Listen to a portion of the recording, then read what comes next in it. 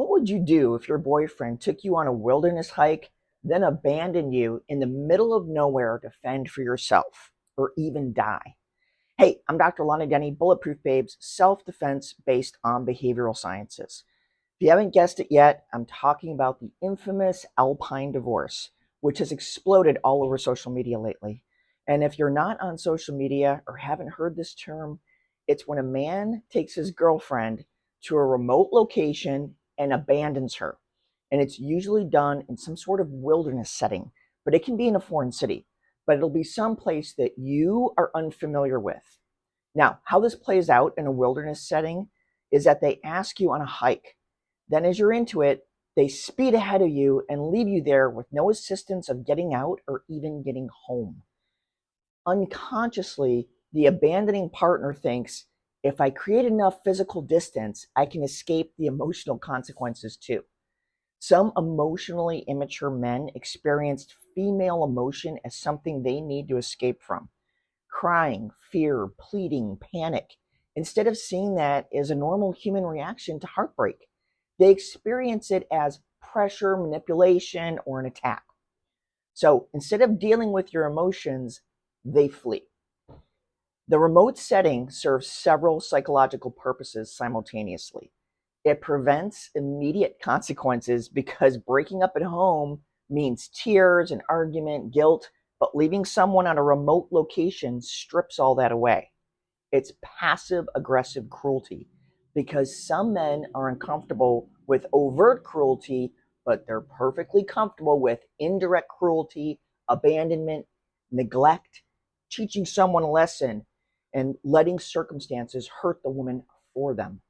And many men will rationalize it away with, oh, I didn't make her stay there. She could have walked. She was being dramatic. I thought she'd be fine. The physical danger gets minimized because them admitting the reality would force them to confront their own aggression. And that emotional switch can become lethal in a wilderness situation. It follows this pattern. Relationship tension already exists. The couple enters a remote environment. The woman becomes physically or emotionally vulnerable. The male partner emotionally detaches. He reframes the abandonment as it's her problem, and then nature becomes the punisher. Now, here's the thing. This isn't a new phenomenon. Yeah, the wilderness version of it is a thing on social media right now, but if you've ever been left behind during an argument or abandoned at a party, driven home recklessly during a fight, ditched during travel, or left without transportation after a conflict, you've experienced a version of this. What your partner is telegraphing is that your safety is no longer my problem. It's realizing the person beside you has stopped seeing your survival as their concern. And I believe almost every woman has experienced some low-grade version of this, even if it's not on a freezing mountain trail. And here's the dangerous part. When someone emotionally detaches from your well-being in a remote environment, inconvenience can turn into real danger very quickly.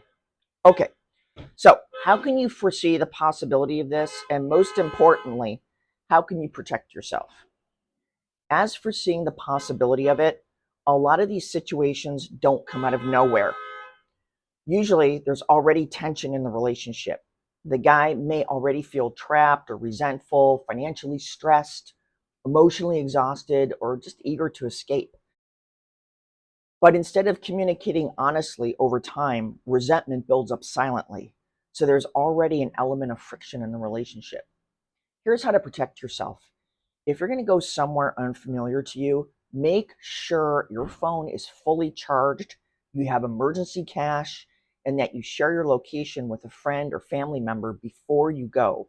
And if possible, separate transportation. Let me add that if this is in a wilderness setting, download or take a picture of the trail before you head off. Many times on trailheads, they'll have actually a picture of the trail. And I always do this. I always take a picture of that trailhead because I'm not worried about an Alpine divorce, but I don't want to get lost. And even if I'm just going on a day hike, I always have an extra layer of clothes, water, protein bars, a lighter, and a firearm. But, that's me. Don't ever put your survival in someone else's hands voluntarily. The scariest part of an Alpine divorce isn't the mountain, it's realizing the person beside you has stopped seeing your survival as their concern. Hey, if you found this helpful, please sign up for our free weekly newsletter. You'll get 2 videos on self-defense and a confidence building tip for the week. The link will be in the description. And also, here's a treat for you because you stayed this long.